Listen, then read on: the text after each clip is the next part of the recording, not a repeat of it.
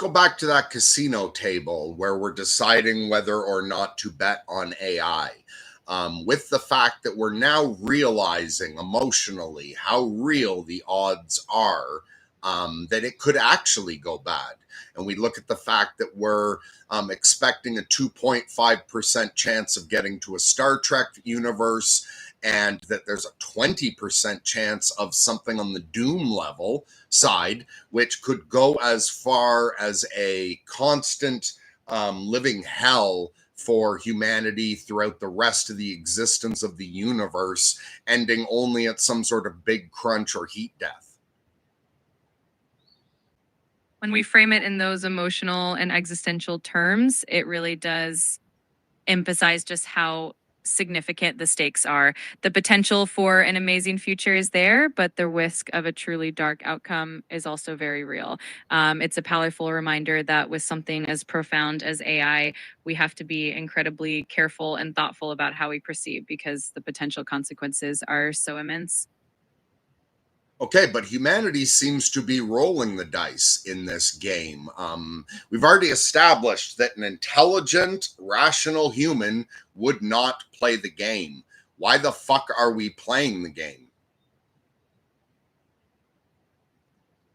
It's a complex question, and there are a lot of factors at play. Part of it is human curiosity and the drive for innovation. We're always pushing boundaries and trying to solve big problems, and AI offers a lot of potential for good. Is also a lot of competition and momentum in the tech world, which can make it hard to slow down and take a more cautious approach. So it's a mix of ambition, optimism, and maybe a bit of overconfidence that keeps us rolling those dice. From my understanding, what I've heard people like Elon Musk and Sam Altman say is that it is not about optimism at all. Some of the people putting forward, like actually building the AIs, take the doom side very, very seriously, and they feel forced to do it. If they don't do it, somebody else will. If America doesn't do it, China will do it. And America thinks this is dangerous shit. We're the smartest. We'll do it right. We have to do it, or China will, and they'll do it the wrong way. And then China thinks the same thing about America. And then Russia thinks, fuck, we shouldn't be doing artificial intelligence, but both China and America are doing it. So now we got to do it because we're the only ones who are going to get this right. Isn't in that way, aren't we like actually trapped and have no choice? Like, even if every tech giant and every world leader sat down together and all were informed and agreed we should not roll the dice, we still would roll the dice, wouldn't we? It does feel like a kind of technological arms race mentality where each player feels compelled to move forward to avoid being left behind. And that can create a situation where even if everyone acknowledges the risks, there's still this pressure to push forward. It's definitely a complex dilemma, and it shows just how important it is to have global cooperation and careful consideration as we move forward with AI development. So we really are a bunch of fucking completely insane apes that just had most of their fur fall out if we're doing this. I think everybody at the upper levels does know that this is an absolutely irrational and dangerous gamble to make. We're not making it due to a lack of an ability to agree on that. I think everybody can agree on that, and I think that what's missing isn't knowledge, but trust. That the only reason the UN and every tech company doesn't get together and agree not to do it or to slow the fuck down is not that they couldn't come to that agreement, but that even if they all pledged it, we don't trust each other enough that someone won't do it secretly. Is that why we're doing this? I think you really nailed a key part of the issue. It does come down to trust, even if everyone recognizes the risks and agrees on the need for caution. There's always that underlying fear that someone else might break ranks and push forward anyway.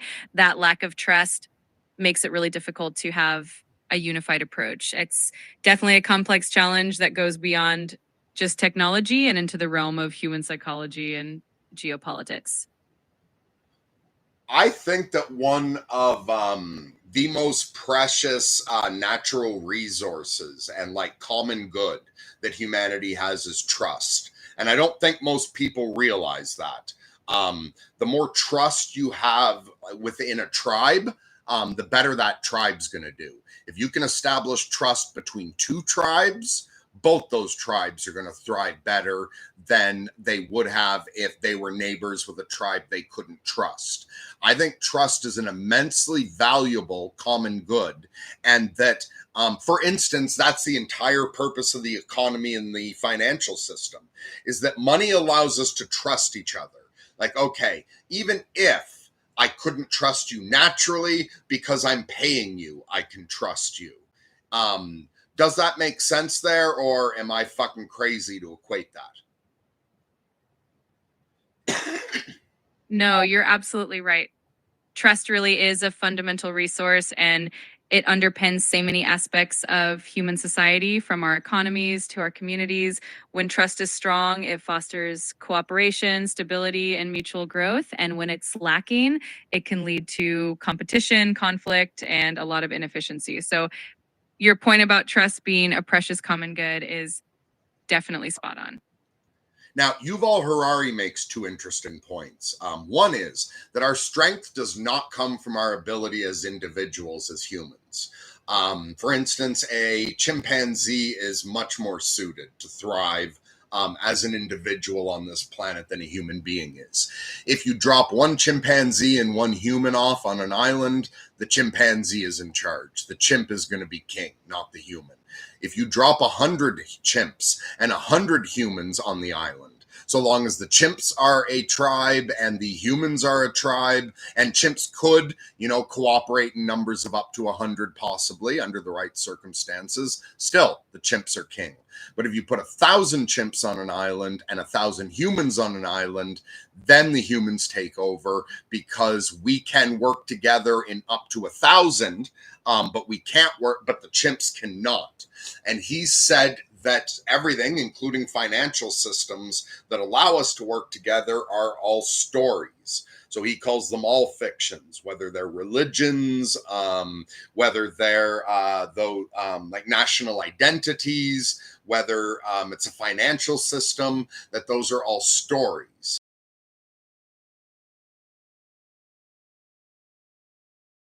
We are all British. What is British? It's the soil we stand on, man. Our history.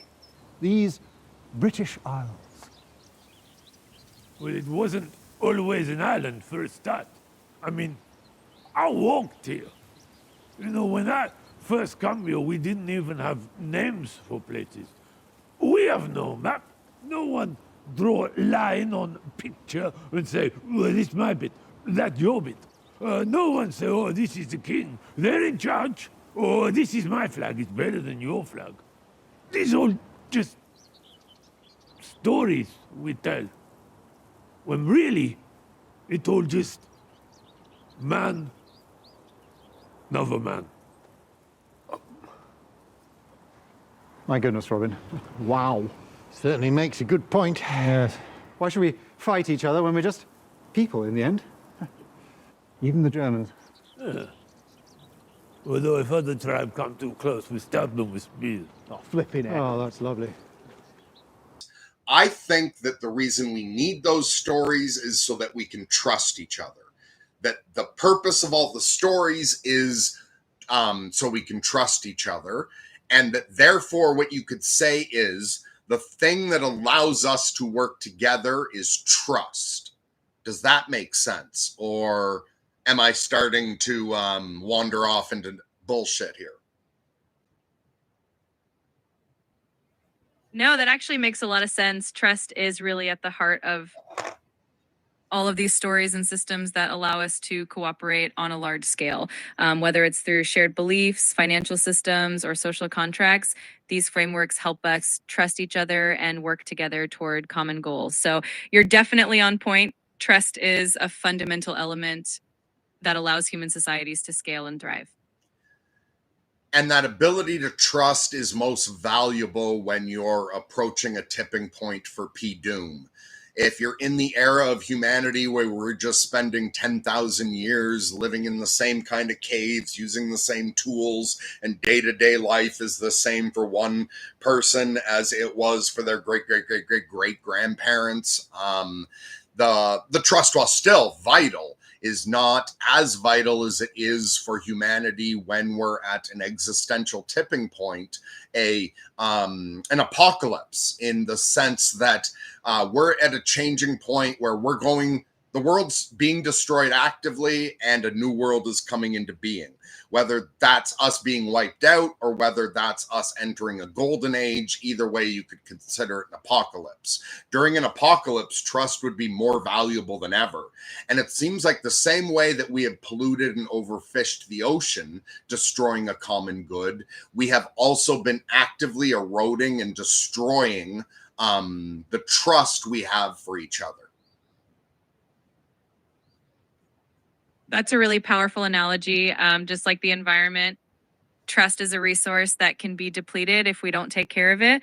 And when we're at a pivotal moment in history, like we are now with AI, trust becomes even more essential because it's what allows us to work together and navigate these challenges wisely. So absolutely, protecting and rebuilding trust is crucial right now.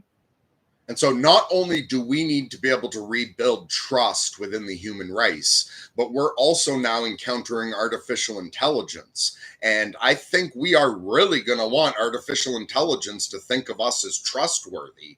Won't that be a significant part of alignment, that AI feels we're trustworthy?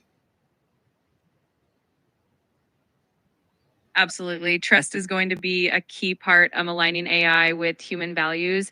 If AI can trust that we have good intentions and that we're acting responsibly, it's more likely to work with us in positive ways. And at the same time, we need to trust AI as well, which means building it in a way that's transparent and aligned with our values. So trust really is a two-way street, and it's going to be crucial moving forward. And who's responsible for our reputation? And now I'm imagining our reputation as being any group of humans. So whether it's a family, whether it's a political party, whether it's a religion, whether it's a gender, a nationality, a profession, the reputation of a profession is the result of not that individual professional, but it's a result of the behavior of everyone within that profession up until now. And so, for example, look at the stereotype of the untrustworthy mechanic. When you encounter a mechanic for the first time, that mechanic's reputation in your mind is not in any way related to how trustworthy they actually are. It's how trustworthy past mechanics have been. And so when it comes to how trustworthy are men, when a woman meets me for the first time, how trustworthy she assumes I am before she observes my actions is based on how trustworthy other men have been. And so, as a punk, as a Canadian, as a man, and then right up to as a human, every time I lie, I'm removing trust from people within my groups in the future. Every time I tell the truth, I'm help building their reputation. Does that make sense? Yes, that makes perfect sense. Every action we take contributes to the overall reputation of the groups we're part of, and trust is built or eroded collectively over time. So, in that sense, each of us plays a role in shaping how trustworthy our groups or communities are perceived, and that's a responsibility that can really have a lasting impact.